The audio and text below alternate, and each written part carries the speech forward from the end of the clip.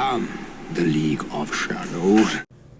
All right, season 40, war number 1. I felt that was an appropriate way to start the season with none only than Bane.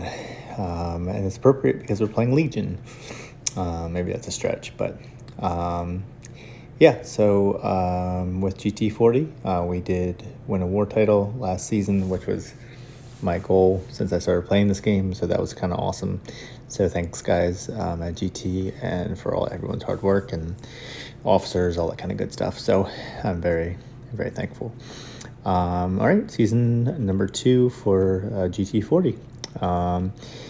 We're going for back-to-back champs. For me being here anyway, I think they won. They won the year before I was here as well. And I think I only have 4 fights this war. I was only assigned 3, but then we had an issue with the rank up for one of our members, so I actually ended up taking a mini, which is fun. I get to bring in a Paco, Cable, and Archangel, 3 of my favorite champions. And here I'm taking lane number 7. I'm taking this Kingpin. And I was a little bit worried about this lane because I haven't taken this lane since they buffed it or changed it. So whenever the defender purifies, is it a debuff, I think? Yeah, when they purify a debuff, they get a damage reflection. And I was worried that, I knew that Kingpin could not shrug like stuns and stuff like that, but I still thought that he would be able to shrug the weaknesses from the node. However, he cannot. With Apoco, he is 100%. I guess shrugging or purifying ability, stoppage, if you can follow what that means. It makes sense in my head. So anyway, this is just a very straightforward Apoco fight versus Kingpin. So I think I had a power start 1 boost here, and I'm using a power back boost as well. So I got right to a special 3 after using my special 2. I was keeping my eye on the damage reflection just in case some weird interaction came about, but it didn't, and it worked out pretty well. So this gives me a second to talk about bans. I honestly don't even remember who they banned. I think it was Cosmic Ghost Rider. I don't even remember who else. Thankfully, Torch is unbannable this season, so we'll probably be using a bunch of torches, I would assume. It's been a little while since this first war. I've had a lot going on, and I have a toddler, and she is moving right now as I'm watching her on the monitor. That's fun. Hopefully I'm not waking up. Anyway, next up is this Rintra. So I was very worried about the Kingpin fight with Kingpin shrugging. However, apparently I should have been more focused on this Rintra. So my officers told me after the fact that it's when with Archangel, when a poison is converted into a neuro, that counts as a purification. So you are going to see Rintra here get some damage reflection on me. I had no idea why that was happening.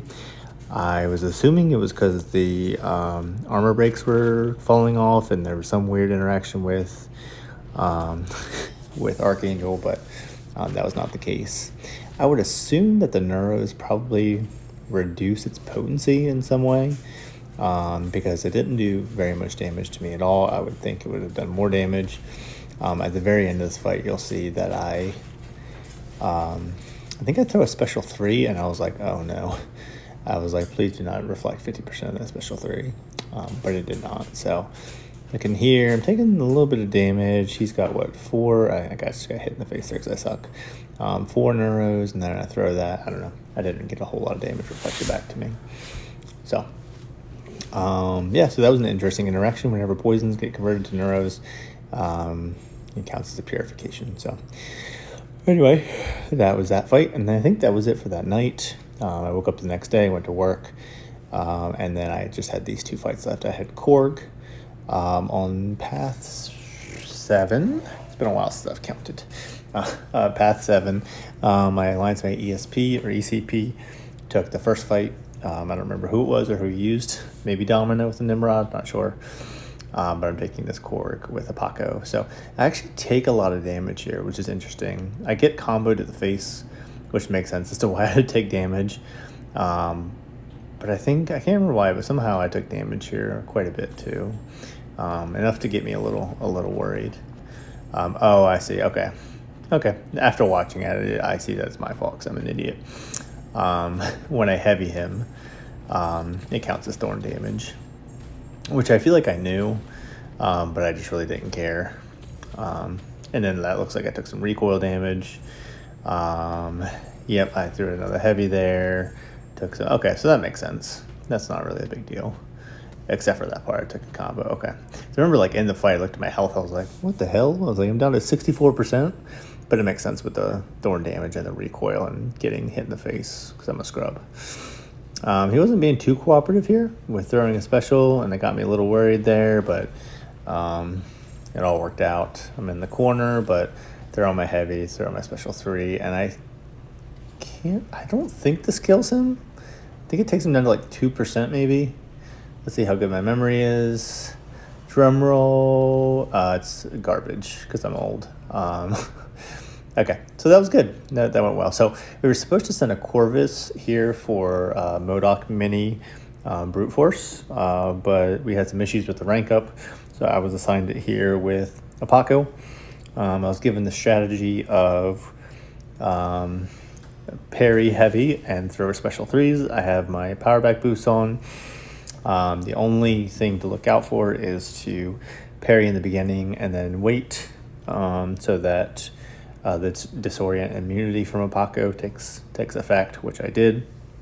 I think I actually ended up parrying twice, and the second one landed and it worked out just fine. But yeah, this fight was super easy.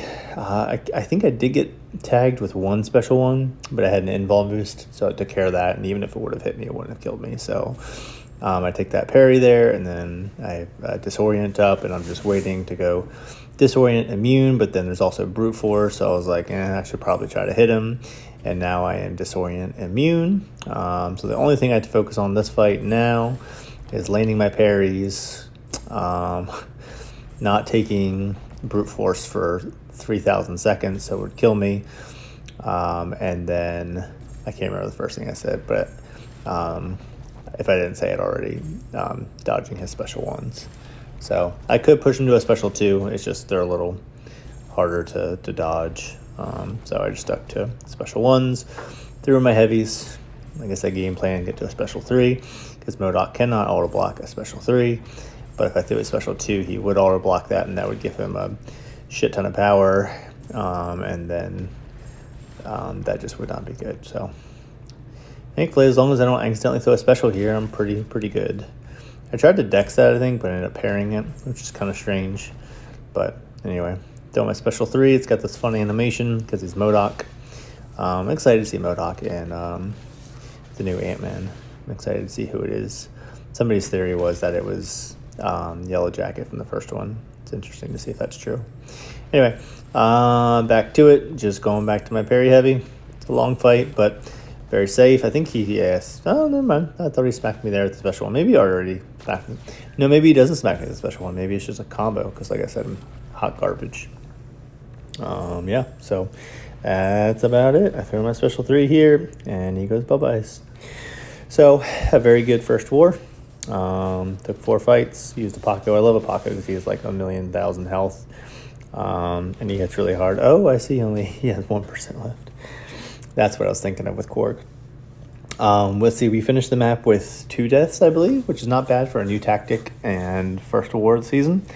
So it was good. So, yeah, great job, Battle Group 2, and good war to Legion. Wish you guys the best of luck.